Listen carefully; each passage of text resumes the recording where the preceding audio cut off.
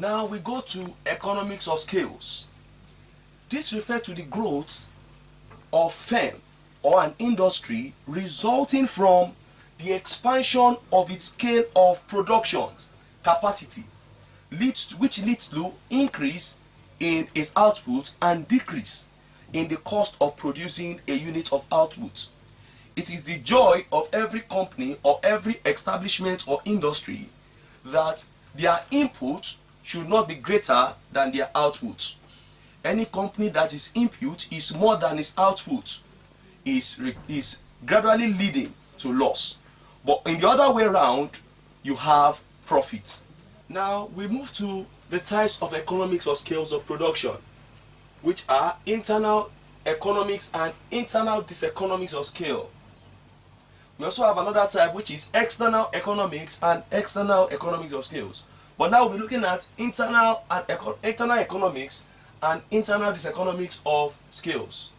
For internal economics of scales, these are advantages a firm derives from the expansion of its scale of production as a result of its own single efforts.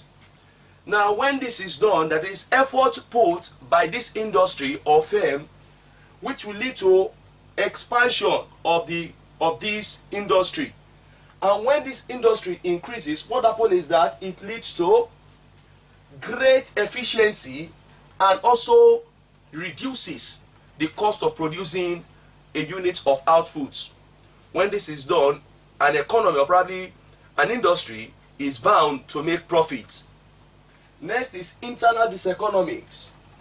Internal diseconomics are difficulties a firm suffers as a result of its expansion, which leads to less efficiency and increase in the cost per unit output. Difficulties a firm faces, alright, as a result of its expansion, which now leads to less efficiency and increase in the cost of unit output.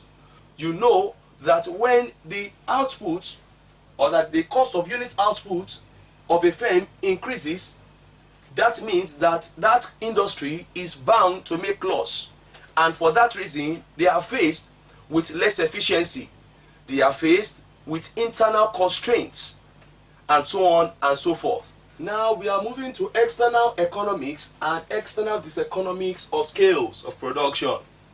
Now we have external economics. Now external economics are advantages a firm derives from increase in its output and decrease in its cost. This cost talks about cost of production due to helps the company or this industry received from other firms, especially in the use of their products. In this case, we have issues of industrial estates. That is, the firm receives helps from other industries that are producing maybe probably similar products. So it receives help from them. As a result of the helps it receives, it leads to increase in its output, which decreases its cost of producing units of output, alright, which helps, or probably as a result of the fact that he received help from other firms. And the next one is external diseconomics. From the word diseconomics, it means that these are experiences that a firm had or suffered as a result of increase in its output, alright, resulting from external effects.